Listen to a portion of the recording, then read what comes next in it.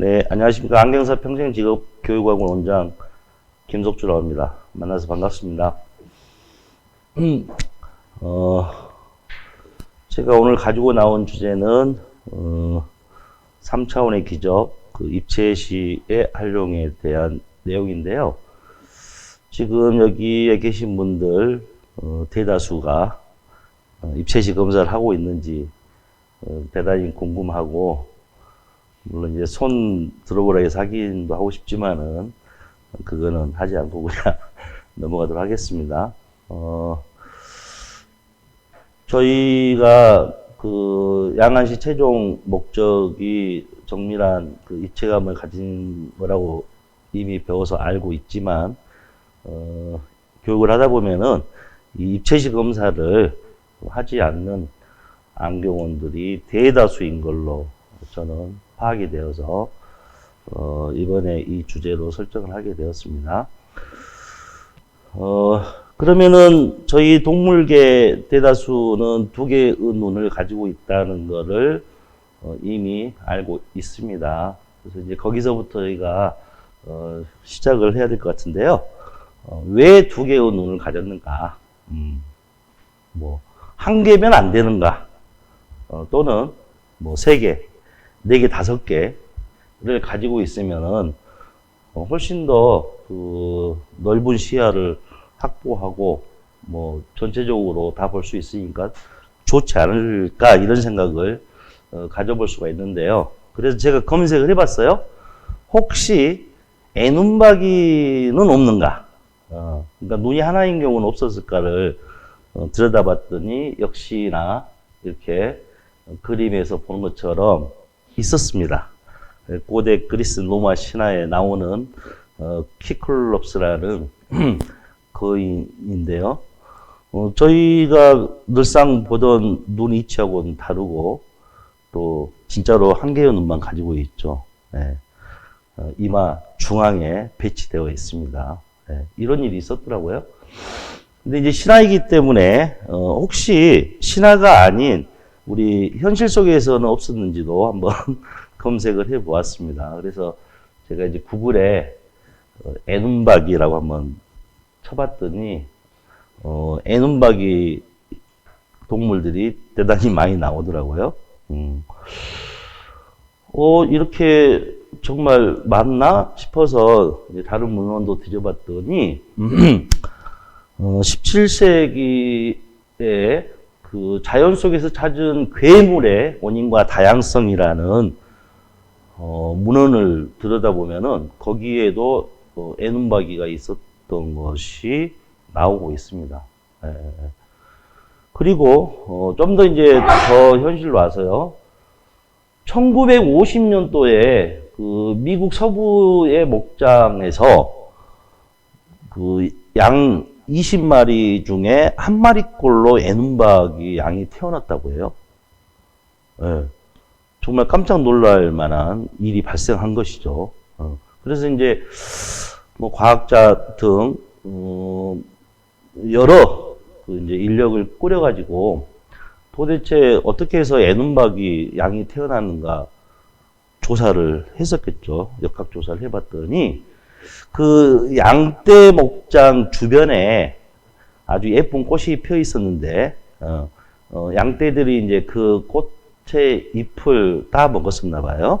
근데 이제 그 잎의 성분을 또 조사를 해봤더니, 그 성분 속에는 사이클로팜이라는 어떤 유전자 변이를 일으키는 그런 성분이 있었다고 합니다. 그래서 그 성분을 섭취함으로 인해서 우리가 처음에는 태아있을 때 눈이 한 개라고 해요. 그런데 14일 정도 지나게 되면은 두 개의 눈으로 이렇게 분리가 되어서 현재처럼 두 개의 눈을 가지게 된다고 합니다. 동물들은. 그런데 그 유전자 변이로 인해서 두 개로 이렇게 쪼개지지 못하고 그냥 하나만 이렇게, 그것도 어디에? 이마 중앙에 있는 것으로 그림 속에 보면은 확인이 되고 있습니다. 그러니까 고대 그리스 로마의 신화에서 나왔던 키클롭스도 정말 있을 수도 있겠다는 생각도 들어요. 네. 그렇습니다. 그 현재 그러면은 우리 인간계에서는 애눈박이 눈이 존재하지 않느냐? 존재할 수 있다고 합니다. 어떻게? 유전자 변이를 일으켜서 실제로 애눈박이가 태어날 수가 있는데, 그렇다면 우리 눈에는 어찌해서 보이지 않느냐? 대부분 사산하기 때문에, 실제로 태어나지 못하고 사산을 하기 때문에 우리가 볼 수 없다고 합니다. 하여튼 애눈박이 눈도 있었다는 것이죠. 그러면은 좋다. 두 개가 있어서 장점이 있으니까 두 개가 있을 텐데, 그러면은 더 많으면 안 되냐? 그러니까 세 개이거나 네 개이거나 다섯 개이거나. 그러니까 우리 뒤통수에 하나 붙어 있고요. 뭐 이렇게 또 위에 하나 붙어 있고, 뭐 그러면 안 될까?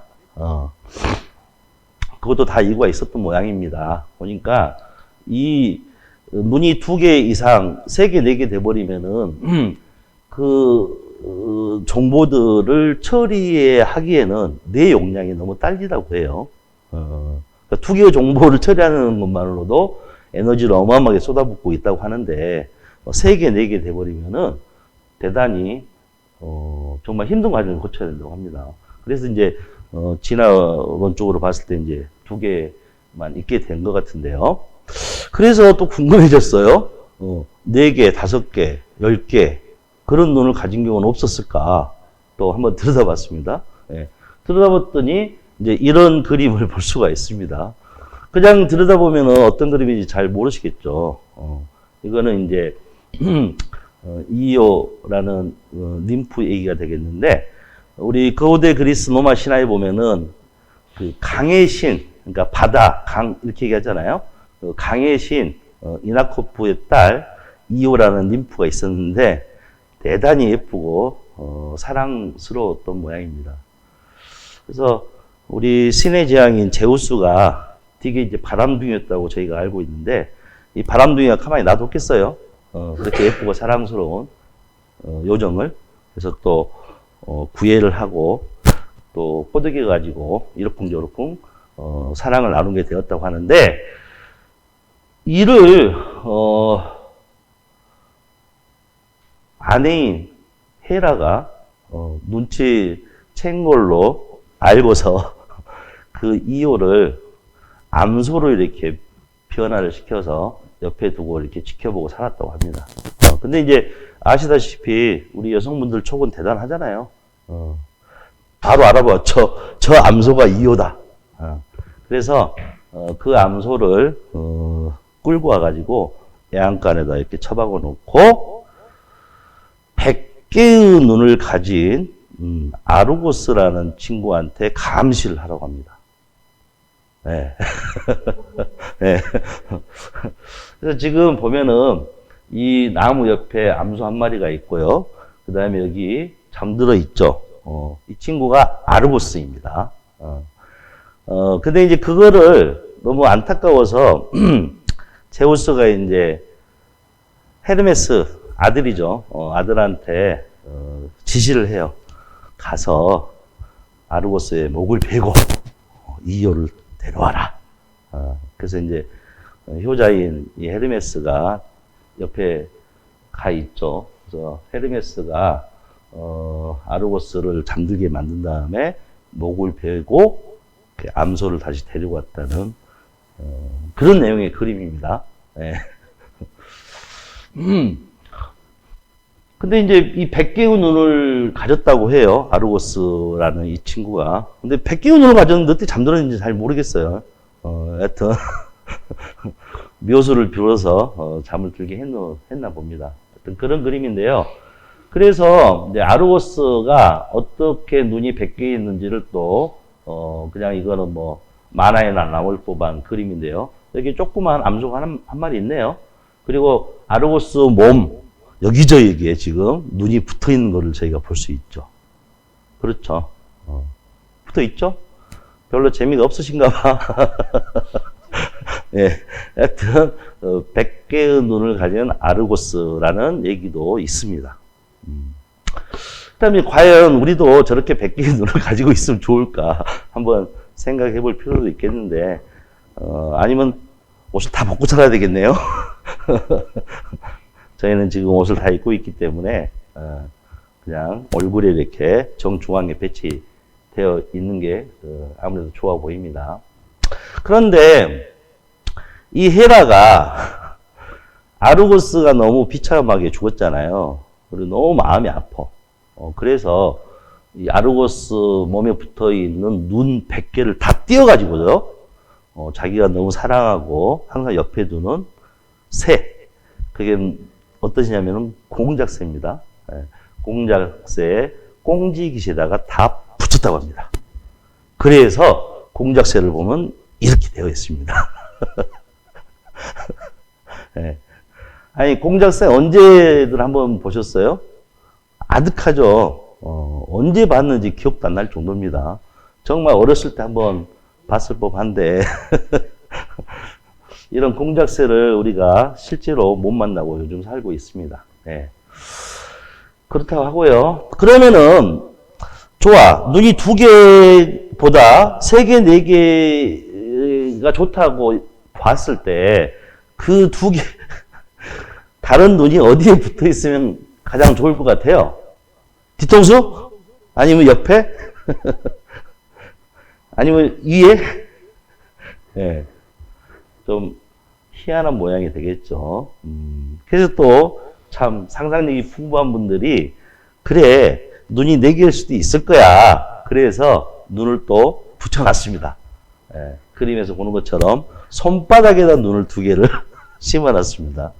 네. 이게 이제 그 판의 미로라는 영화가 있었나 봅니다. 그 영화에서 그 아이들을 잡아먹는 괴물, 그 손바닥에 눈이 2개가 달려 있습니다. 아니, 그럴 법도 하죠. 손바닥에 붙어 있으면 어디든지 이렇게 비춰가지고서 볼 수 있을 거니까. 예. 그래서 이제 이런 상상력을 발휘해서 눈을 붙여놓은 것 같습니다. 근데 또 생각해보면은 우리가 손이라는 도구를 정말 여러 가지 용도로 쓰고 있는데 저게 눈이 붙어 있으면 제대로 뭐 손을 활용할 수가 없겠죠. 예.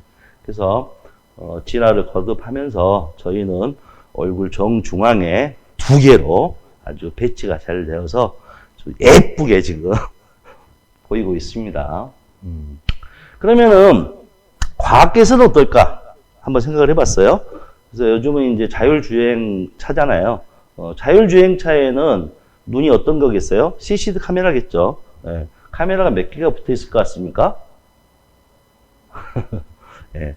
레벨 1에는 5개, 레벨 2에는 7개 정도, 지금은 레벨 3라고 하는데요. 12개 정도의 카메라가 부착이 된다고 해요. 예. 그래서 자율주행차에는 이와 같이 현재 12개의 눈을 가지고 있는데, 이거는 우리는 그 12개의 정보를 처리하기에는 너무 뇌 용량이 딸리다고 그랬어요. 그런데 여기는 뭐 컴퓨터가 워낙에 정보 처리 속도가 빠르기 때문에 전체적으로 다 처리할 수 있습니다. 그래서 저렇게 이제 부착을 할 수가 있는 것이죠. 예. 하여튼, 저희 눈은 2개입니다. 그러면은 이 2개의 눈을 가지고서 보는 세상은 어떨까? 이게 이제 중요한 관점이 되겠는데요. 그래서 저희 이제 인간과 똑같은 동물들만 한번 같이 들여다보도록 하겠습니다. 보면 어때요? 사자, 호랑이, 말, 토끼, 예. 4개의 동물 제가 보여드리고 있는데 눈의 위치를 자세히 한번 봐보세요. 눈의 위치가 어떤 것 같습니까? 오른쪽 말과 토끼는 어때요? 옆에 붙어 있습니다. 그렇죠. 그 다음에 사자와 호랑이는 어때요? 우리 인간처럼 앞쪽에 정중앙에 좌우로 딱 나눠져서 있습니다. 어떤 차이가 느껴지십니까? 네. 얼추 봐서는 우리가 잘 생각할 수 없었던 내용일 수도 있는데 가만히 생각해 보면은 말과 토끼는 뭘 먹고 살아요? 네, 초식 동물이죠.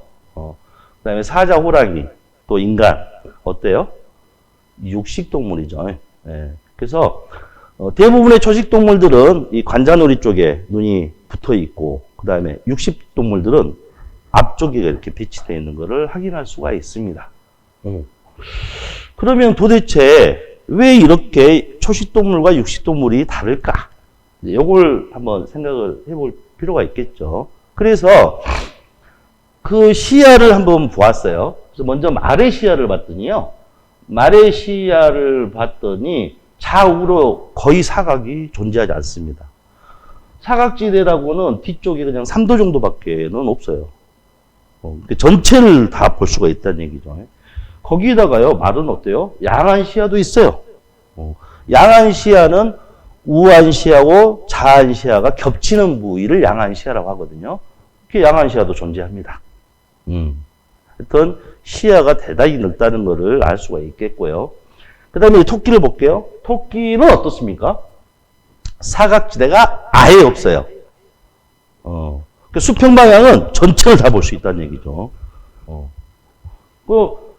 오히려 전방하고 후방에 양안 시야가 9도, 그 다음에 10도 이렇게 존재하고 있습니다. 그 사각지대가 아예 없죠. 초식동물들. 자, 이제 육식동물로 가볼게요. 이게 우리 사람의 눈의 시야입니다. 어떻습니까? 후방, 뒤쪽은 완전히 사각지대죠. 뭐 전체 해봐야 뭐 190도, 뭐 이 정도입니다. 어때요? 지금 145도니까 190도잖아요. 그렇죠? 이렇게 초식동물에 비해서 시야가 좁다는 사실을 알 수가 있어요. 하지만 한 가지 차이점은 분명히 나타납니다. 어떤 거예요? 양안 시야가 120도나 되잖아요. 아까 토끼하고 비교해 보면은 양안 시야가 대단히 넓다는 것을 알 수가 있죠. 그렇죠. 그 다음에 고양이 눈을 봤어요. 고양이 눈은 사람보다 더 넓습니다. 고양이 이제 쥐를 잡아먹잖아요. 네. 하여튼 그렇다더라도 사각지대는 존재합니다. 그리고 똑같이 고양이도 양안 시야가 120도 정도 사람과 똑같죠. 이제 차이가 보이실 겁니다. 그래서 초식동물들은 어때요? 넓은 시야를 가지고 있다는 걸 알 수가 있고, 그 다음에 육식동물들은 양안 시야를 가지고 있다. 그러니까 넓은 시야는 아니지만은 양안 시야를 가지고 있다는 점이 다른 점이라는 얘기죠. 왜 이런 차이가 발생했을까요? 그거는 생존과 관련이 있었던 겁니다. 생존. 그러니까 지금 초식동물들은 어때요? 어디선가 육식동물들이 나를 잡아먹기 위해서 어디선가 숨어서 바라보고 있겠죠. 그래서 넓은 지역을 조망할 수 있었어야 돼요. 그래야지, 저기 있네? 하고 얼른 도망갈 수가 있으니까. 뒤에 있네? 빨리 도망갈 수가 있죠. 그런데 육식동물들은 어떻겠어요? 뭔가를 잡아서 먹어야 되잖아요. 뭐가 중요했겠습니까? 넓은 시야보다는 입체감이 중요했습니다. 그리고 온근 감각. 날카로운 발톱으로 핥혀서 때려 눕혀야 되는데 이게 헛발질하고 있으면 안 되잖아요. 그게 중요한 게 입체감과 온근 감각이라는 것이죠. 그래서 이제 분류를 해보면은 역시 초식동물은 넓은 시야가 필요했고, 그 다음에 육식동물들은 어때요? 거리감이 중요했다는 것입니다. 네. 저희 인간도 마찬가지로 육식동물이기 때문에 거리감이 중요하겠죠. 그렇다면은 여기 저희 인간의 눈으로 한번 들어와 봤어요. 앞에 놓여 있는 주사위를 보고 있는데 오른쪽 눈과 왼쪽 눈에 PD만큼 떨어져 있잖아요. 그래서 오른쪽 눈으로 보게 되면은 이쪽 우측변을 더 넓게 보고 있고, 왼쪽 눈으로 보면은 좀 좌측변을 더 넓게 보고 있죠. 그렇죠? 이거를 어때요? 나중에 뇌에서 두 개의 상을 융합을 해서, 그렇죠? 하나의 입체감을 가진 것으로 저희들은 해석을 하게 됩니다. 그래서 이제 저희 인간에게는 입체감이 중요하구나. 그 얘기는 뭐예요? 저희 안경사들은 입체시 검사가 필요하구나. 이렇게 이제 가볼 필요가 있겠죠. 그래서 우리 인간의 눈이 PD만큼 떨어져 있음으로 인해서 입체감을 갖는다는 사실을 알고 난 이후에 이제 저희가 3D 영상을 제작을 하게 됩니다. 그래서 3D 영상을 제작하는 걸 봐보세요. 카메라가 몇 개가 있어요? 카메라가 2대가 배치되어 있죠. 2개가 동시에 나무를 바라보고 있습니다. 근데 저 카메라 배치가 어떻게 했어요? 우리 눈 좌우안이 PD만큼 떨어져 있는 것처럼 잘 배치를 해야 되겠죠. 그렇죠? 그래서 우측 카메라로 찍은 거와 좌측 카메라로 찍은 거를 이제 편집실로 가져가서 딱 하나로 합치면은 입체감을 가진 영상으로 탄생을 하게 됩니다. 그러니까 아바타와 같은 영화가 만들어지는 것이죠.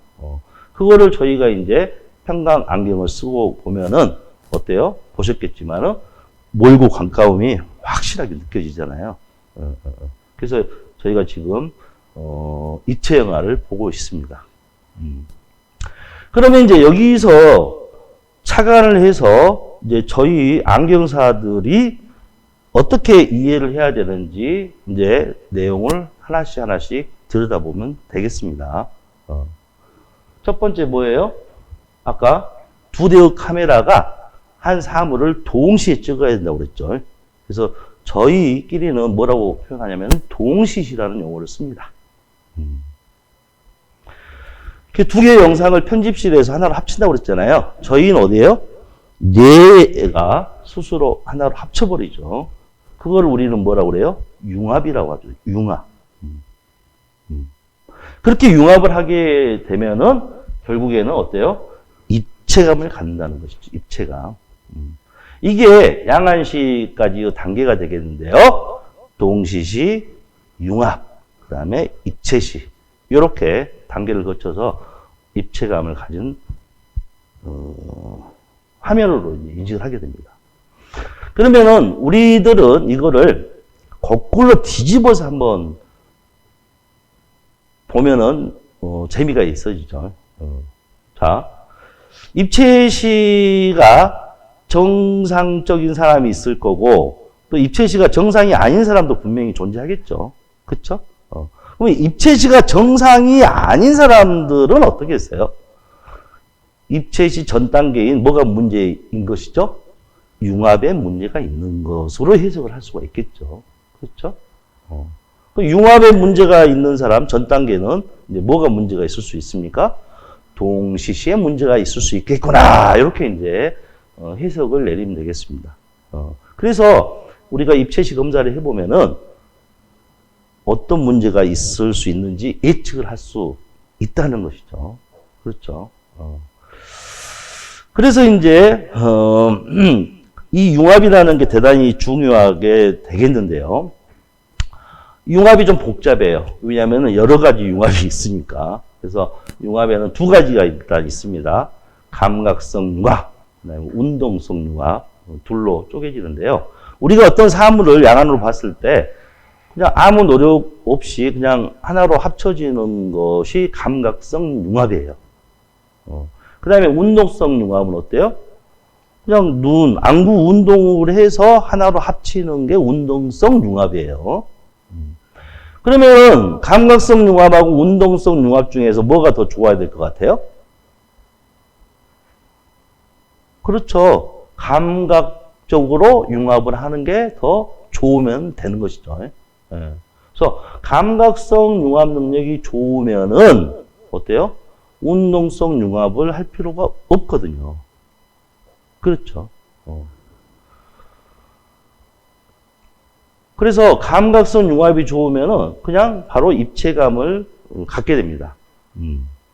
그런데 감각성 융합이 또 둘로 쪼개집니다. 어떻게 해요?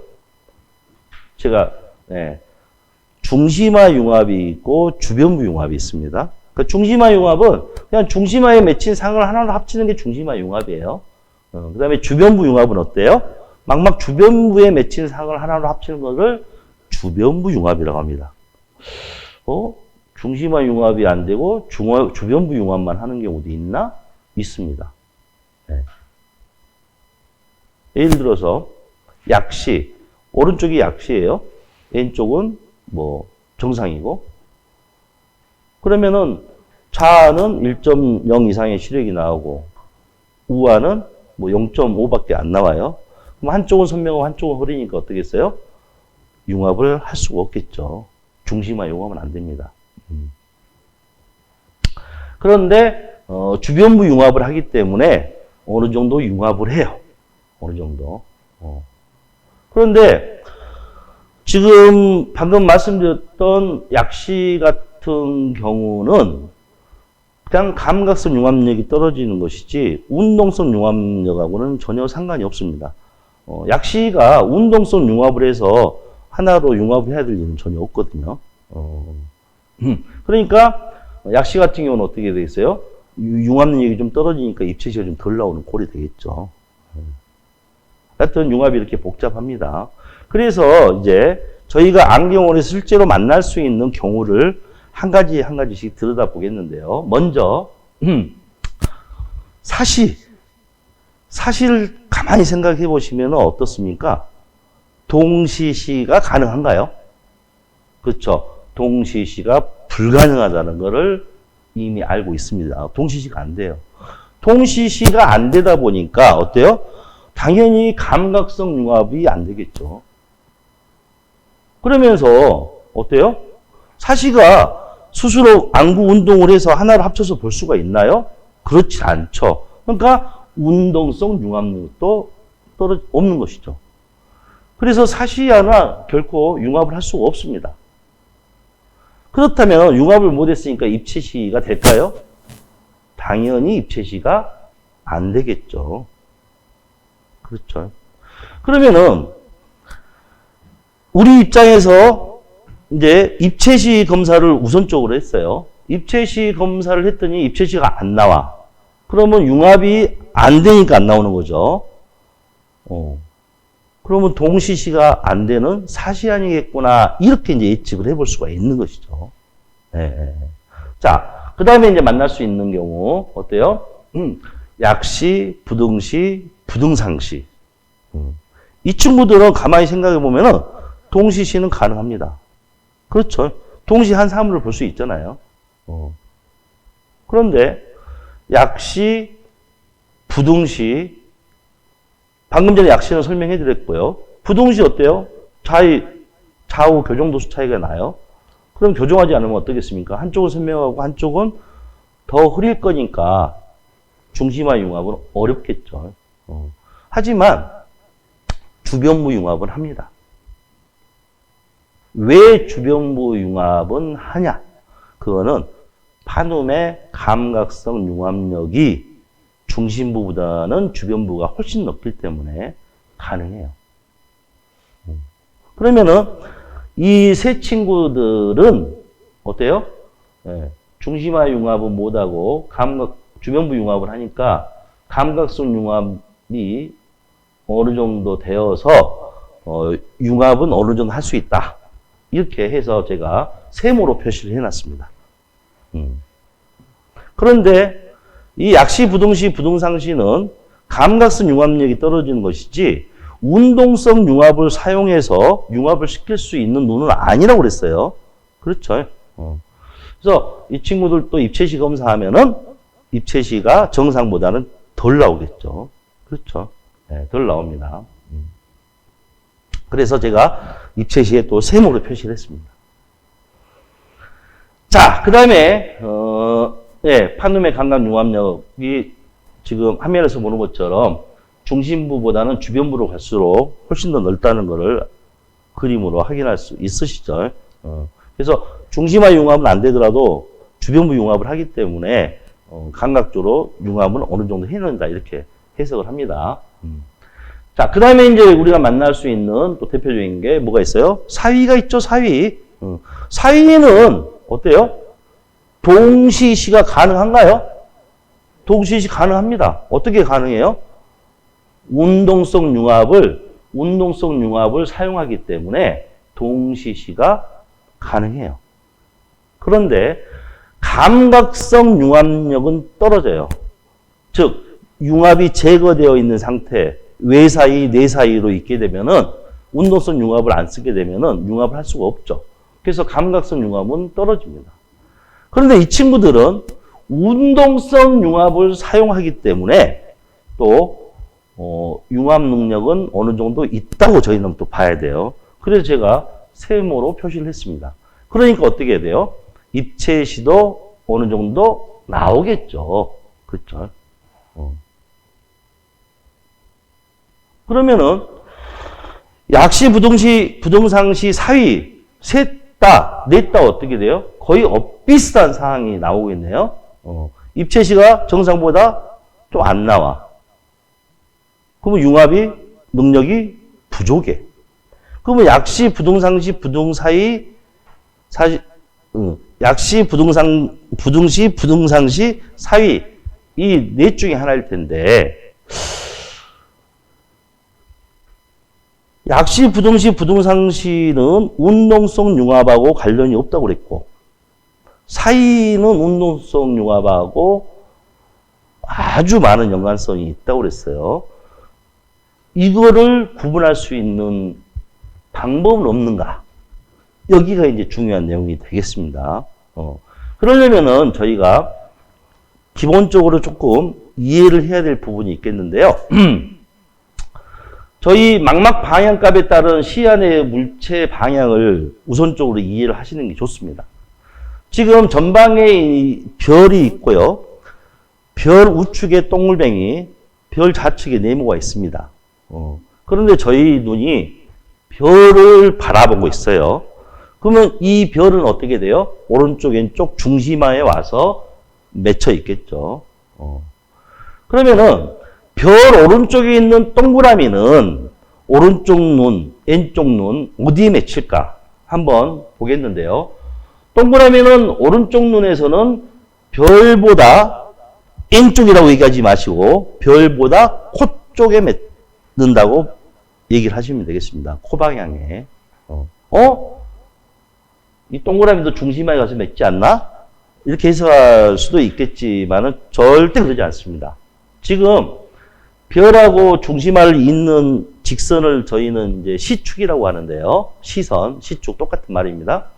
이 시선은 항상 절점을 지나는 걸로 정의를 해놨기 때문에 모든 선들은 절점을 지나도록 그려야 합니다. 절점은 안광학계의 가상점인데요. 그 가상점은 수정체 후극 바로 뒤에 있어요. 그래서 저희가 절점을 지나가도록 그리면은 코 방향에 맺게 됩니다. 그러면 이제 저희가 이제 해석을 해야 될 때는 중심화보다 코 방향에 맺히면은 오른쪽에 있다라고 해석을 하시면 돼요. 우안에서는. 그러면 좌안에서는 어떻게 했어요? 자, 그대로 선 연결해 볼게요. 어때요? 중심화보다는 기방향에서 가서 맺고 있죠. 그래서 왼쪽 눈에서는 중심화보다 기방향에 맺으면 오른쪽에 있다라고 인식을 하구나. 저희는 그렇게 알고 있어야 돼요. 그 다음에 별보다 왼쪽에 있는 네모. 자, 우안에는 중심화보다 어때요? 기방향에 가서 맺고 있죠. 그래서 우안에서 망막의 중심화보다 기방향에 맺으면 이제 왼쪽에 있다고 인식을 하는 겁니다. 자, 오른쪽에는 중심화보다 코방향에 가서 맺고 있네요.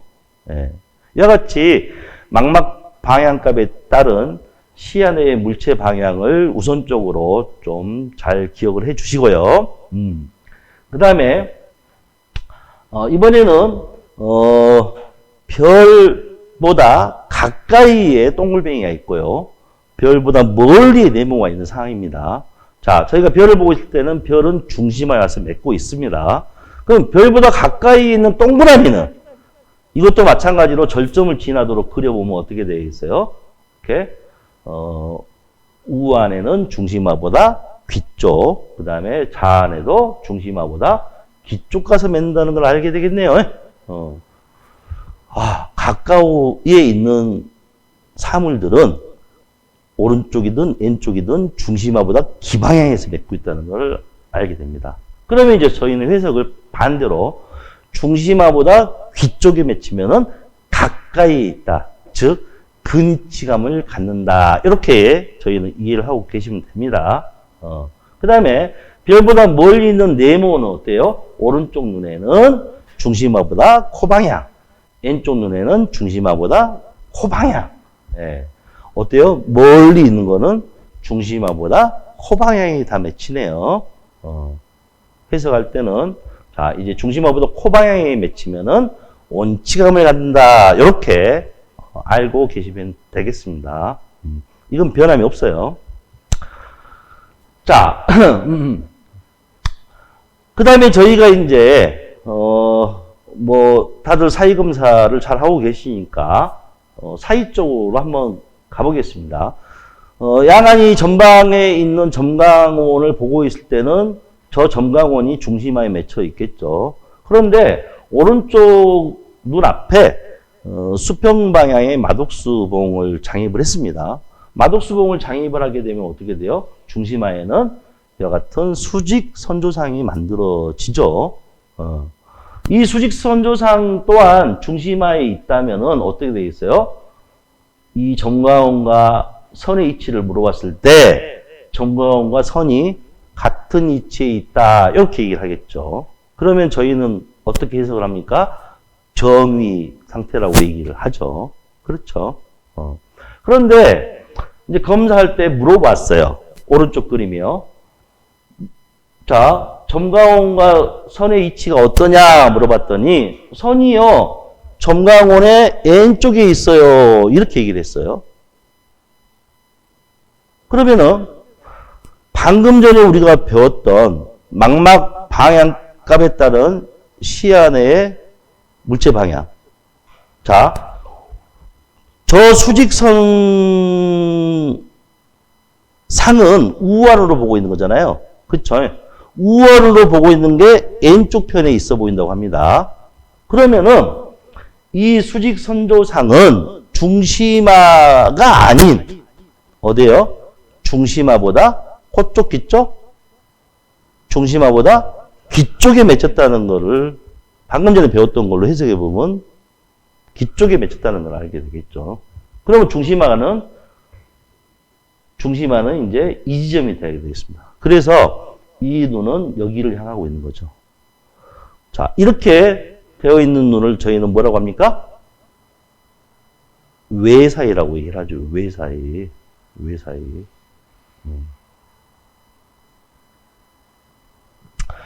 지금 제가 왼쪽 눈을 고정을 시켜놓고 오른쪽 눈만 그림을 그려서 그러는데 이와 같이 외사이가요. 융합을 잘 하다가 운동성 융합을 써서 융합을 잘 하다가 융합을 잃어버렸어요. 융합을 잃어버리면 이렇게 되겠죠. 이렇게 되겠죠. 그러면은 팔꿈치가 중심화라고 봤을 때 융합을 잘 하고 있다 이렇게 이동하면은 모든 사물들은 중심화보다 귀 쪽에 맺겠죠. 그렇죠. 그래서 외사이는 융합을 하지 않는 상태라면은 어떤 감을 갖게 되겠어요? 근치감을 훨씬 더 많이 갖게 됩니다. 근치감을. 반대로 내사이는 어때요? 온치감을 더 많이 갖게 되겠죠. 예. 그래서 입체시 검사를 통해서 이제 약시, 부등시, 부등상시 이 군과요 외사이 군은 사위군은 이제 나눠서 해석할 수가 있습니다. 어떤 차이가 있냐? 약시, 부등시, 부등상시는요 사이가 없다면은 온치감, 근치감이 같아요. 근데 외사이, 내사이. 외사이는 근치감이 훨씬 더 좋게 나올 거고요. 내사이는 온치감이 더 좋게 검사가 됩니다. 그래서 이 부분을 잘 기억을 해 주시면 되겠고, 이제 본격적으로 저희가 입체시 검사를 해보도록 하겠습니다. 지금 앞에 있는 시표, 왼쪽에 있는 시표는 늘상 보던 입체시 검사용 시표일 겁니다. 그 다음에 이제 오른쪽은 난도토 스테레오 테스트라는 책자로 되어 있는 것인데요. 더 구분해 보면은 왼쪽은 온거리 입체시 검사를 하는 거고요. 그 다음에 오른쪽은 근거리 입체시 검사를 하는 겁니다. 근데 가만히 한번 생각을 해보세요. 원거리 입체시, 근거리 입체시 어느 쪽이 더 중요한지. 네. 저기 멀리 있는 산 앞뒤 그냥 앞에 있고 뒤에 놓여 있고 이 정도만 알면 됩니다. 그런데요, 이 가까이 있는 물건들을 볼 때는 정확한 온근감을 갖는 게 더 중요해요. 그래서 근거리 입체시 검사가 더 중요하겠는데요. 자, 그래서 일단 좀 이해를 쉽게 하기 위해서 원거리 입체시 검사 시표를 가지고 있으니 그거를 먼저 한번 보겠는데요. 먼저 우측 그림을 보면요. 위에 있는 수직 선조하고 아래에 있는 수직 선조가 두 개씩 되어 있는데 이게 평가 안경을 끼고 보면은 융합을 해서 또 한 선식으로 하면 보입니다. 그래서 이제 오른쪽에 있는 것처럼 한 줄 한 줄씩 보이고 이 아래쪽에 있는 선이 가까이 있어 보이고요. 그 다음에 위에 있는 선은 조금 더 멀리 있어 보입니다. 그래서 근치감, 온치감 이렇게 이제 느끼게 되겠는데 어떻게 이제 그렇게 해서 되냐면은 지금 이 시표를 보게 되면은 위에 오른쪽 선과 아래 왼쪽 선이 오른쪽 눈으로 보게 되겠는데요. 먼저 아래쪽 선부터 그어볼게요. 아래쪽 선을 절점이 지나도록 그려보면은 이와 같이 중심화보다 뒤쪽에 맺습니다. 그 다음에 오른쪽에 있는 빨간 선을 또 그어보면은 이와 같이 중심화보다 뒤쪽에 가서 맺습니다. 그러니까 이게 이제 하나로 융합을 하게 되는데 비대응점인데 융합이 가능한가? 가능합니다. 왜?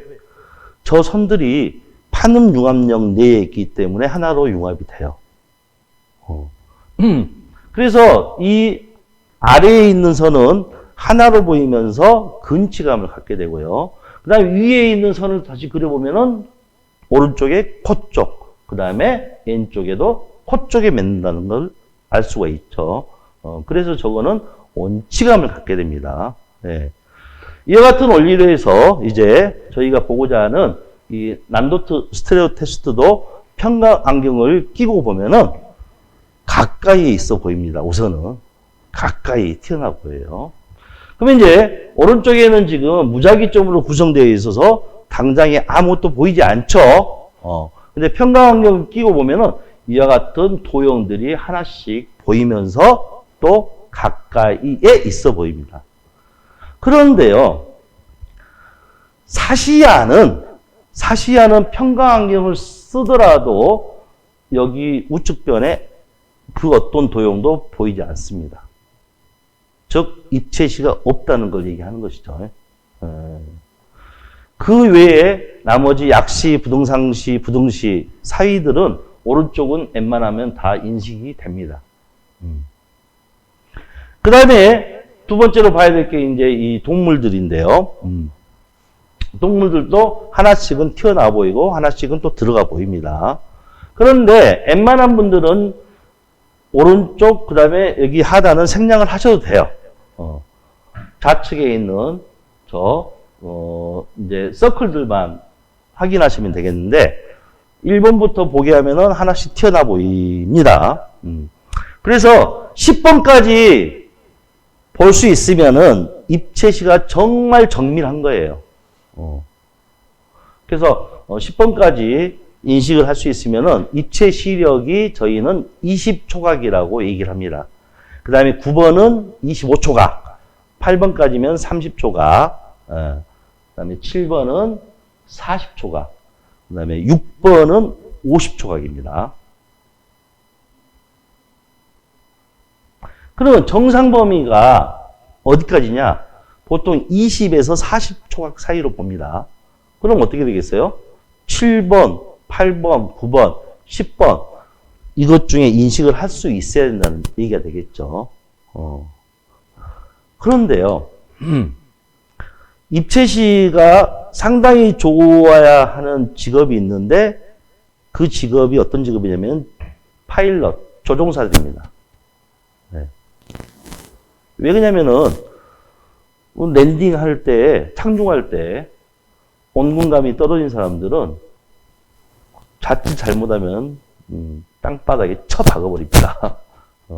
그러면은 정말 많은 사람들이 다치거나 죽게 되겠죠. 그래서 조종사들은 이 입체 시 항목이 대단히 중요한데, 대한항공 조종사들은 6번까지 통과가 되어야 합니다.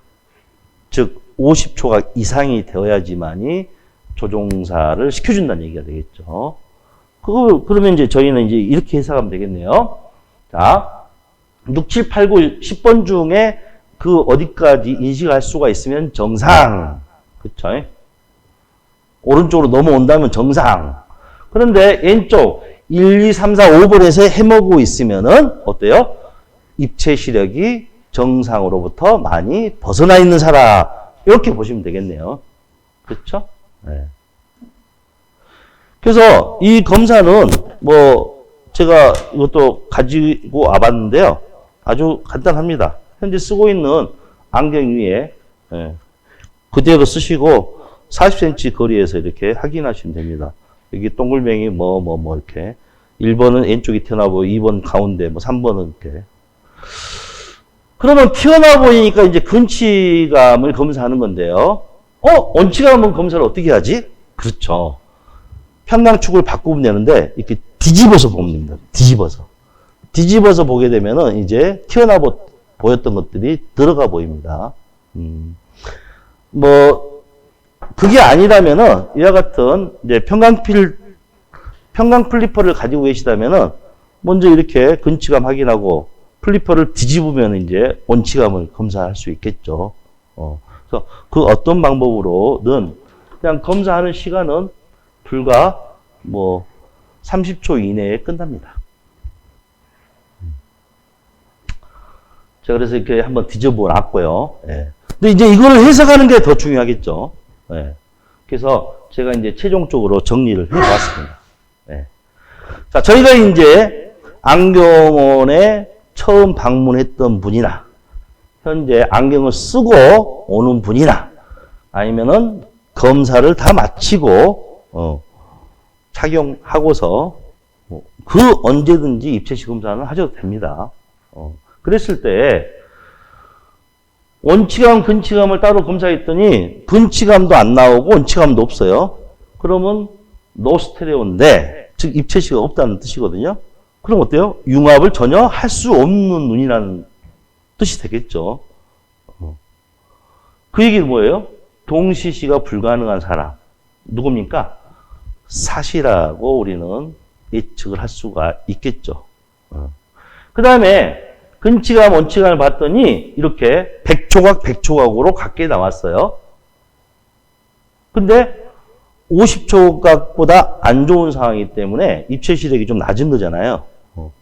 이 양반도 융합력이 떨어지는 사람이구나. 근데 동시시는 가능하니까 입체시가 이만큼 나올 수 있는 거죠.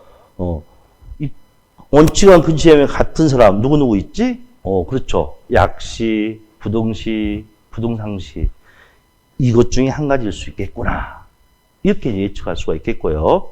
그 다음에 근치감, 원치감 봤더니 이번에 근치감, 원치감 차이가 있습니다. 근치감은 아주 좋은데 원치감이 떨어져요. 그러면은 융합 능력이 조금 떨어진다는 의미하죠. 근데 근치감이 좋은 눈은 어떤 눈입니까? 외사이가 되겠죠. 외사이. 근데 검사해 봤더니 이번에는 원치감이 좋게 나와요. 그럼 어때요? 내사이가 있겠죠. 실질적으로 사이 검사를 해보면은 그렇게 구분이 됩니다. 네. 이와 같이 저희가 입체시 검사를 얼마든지 할 수가 있고요. 이 입체시 검사를 통해서 어떤 이유로 융합 능력이 부족한지를 알 수가 있습니다. 그러겠죠. 그 다음에 이제 약시라고 나오면은 가림치료를 해서 해결해 줘야 되겠고요. 부동시들은 어떻습니까? 완전 교정이 답입니다. 완전 교정. 그런데 완전 교정해주면은 또 무슨 일이 발생해요? 상 크기 차이가 나는 사람들이 있죠. 그걸 이제 부등상시라고 하는데, 또 우리는 상 크기 차이가 같아지도록 사이즈 렌즈 등을 처방해서 해결하면 되겠고요. 그 다음에 외 사이, 내 사이, 뭐 베이스인, 베이스 아웃 또는 플러스, 마이너스 가입도 처방으로 해결하면 되겠습니다. 그러면 처방이 잘 되었느냐, 이것도 어떻게 알 수가 있겠어요? 또 입체시 검사를 해보면 알 수가 있겠죠. 네. 분명히 입체 시력이 안 좋았는데 내가 처방을 잘했다면 어떻겠습니까? 그 처방 안경을 쓰고 다시 입체시 검사를 하면은 이제 정상 범주가 나와야 되겠죠. 그렇죠. 근데 외사이라고 해서 베이스 인프림을 넣었는데 나중에 보니까 이번에 온치감이 더 좋게 나와버려. 그럼 되겠어요? 안 되죠. 과교적으로 한 것이죠. 베이스인을. 네, 이와 같이 이 입체시 검사가 진단할 때도 필요하지만은 예후를 판단하는 데도 얼마든지 활용이 된다는 것을 아시고서 이제 임상 현장에서 나도 이제 입체시 검사라는 걸 한번 해봐야 되겠구나 마음을 가지시고 또 하셔서 도움을 받았으면 좋겠습니다. 마지막으로 제가 이제 사례를 하나 가지고 나와봤는데요. 초등학교 1학년 입학을 해서 학교에 갔습니다. 그래서 또 저희들이야 예전에 뭐 신체 검사를 했지만 요즘 건강검진센터 가서 다들 검사를 한다고 하는데요. 나은 시력이 오른쪽은 1.0 이상, 왼쪽이 나은 시력이 안 좋아. 그래서 이게 이제 통지가 돼서 어머님이 그 아이를 데리고 안경원에 찾아왔습니다. 아유, 어떡해요. 눈이 좀 안 좋대요. 짝눈이래요. 그래서 검사해 봤더니 오른쪽은 플라노, 왼쪽이 뭐 0.75를 씌웠더니 시력이 1.0 이상이 나옵니다. 그런데 이 아이는 전혀 아무런 불편함이 없어요. 또 안경을 쓰고 싶지도 않아요. 어떻게 하시겠습니까? 어머니 아직 성장기 있으니까 좀 더 지켜보시죠 하고 1년 후에 다시 만나기로 해서 1년 후에 만났습니다. 아이고 왼쪽 눈이 어떻게 됐어요? 근시가 더 진행이 됐네요. 회원님. 아이고 그때 좀 안경을 씌울 걸 그랬나 봐요. 안경 안 써서 더 안 좋아진 거 아니냐고. 아유 그렇지 않습니다. 지금도 안경을 안 쓰셔도 됩니다. 아니 얘가 이렇게 눈이 안 좋은데요. 네. 조금 선생님도 당황스러우시겠지만은 이 친구는 우연이어서 모노비전을 하고 있었던 겁니다. 그래서 오른쪽 눈으로는 온거리, 왼쪽 눈으로는 근거리를 주시하는 데 사용을 했어요. 안경 안 쓰면은 약시가 되는 거 아니야? 약시가 된 근거가 없죠. 오히려 약시가 안 됐죠. 왜요? 저 1.75를 쓰면은 교정시력이 나오잖아요. 교정시력이 나오면은 입체시가 약시가 안 됐다는 걸 의미를 하는 것이죠. 그렇죠? 그러면은 아니 단안시를 하고 있는 상태인데 양안시가 안 되지 않느냐? 그래서 불편하면 어쩔 거냐? 물론 그렇게 말씀하시겠죠. 그래서 지금 이때 필요한 게 뭐냐면은 입체시력 검사입니다. 그러니까 저런 안경을 처방하지 않고 그냥 나은 상태에서 입체시력을 검사했더니 입체시력이 정상이 나와요. 근치감, 원치감 둘 다 똑같이 정상이 나와. 그러면 어떻게 돼요? 융합을 하고 있다는 얘기잖아요. 그러니까 굳이 문제가 없다는 얘기죠. 그래서 저희가 이제 의도적으로 모노비전을 처방하기도 하는데요. 모노비전을 꼭 해주고 싶다 하면은 모노비전을 하도록 하는 그 안경을 씌우고 입체시 검사를 해보아서 입체시력이 안 나오면은 모노비전이 불가능해요. 근데 입체시력이 정상으로 나와. 그러면은 모노비전이 가능한 사람이에요. 왜? 융합이 된다는 의미 하니까요. 제가 이제 부등시 한쪽은 선명하고 한쪽은 그러니까 중심화 융합은 못한다고 그랬잖아요. 하지만 주변부 융합은 가능하기 때문에 감각적으로 융합을 해서 입체시가 나옵니다. 네. 하여튼, 이 입체시를 방금 제가 한 사례만 들려드렸지만은, 모노비전 때도 얼마든지 이용할 수가 있으니, 예. 요즘 뭐 경기도 안 좋고 하다고 하지만은, 저희가 좀 더, 어차피 또 양안시의 뭐 가장 중요한 목적이 입체시라고 배웠으니까 이 입체시 검사의 중요성을 잘 이해하시고 잠깐 검사 한번 해봄으로써 진단할 때도 활용하시고 그 다음에 그 예후를 판단하는 데도 잘 활용하셨으면 좋겠습니다. 예. 여기까지 해서 제 강의를 마치도록 하겠습니다. 감사합니다.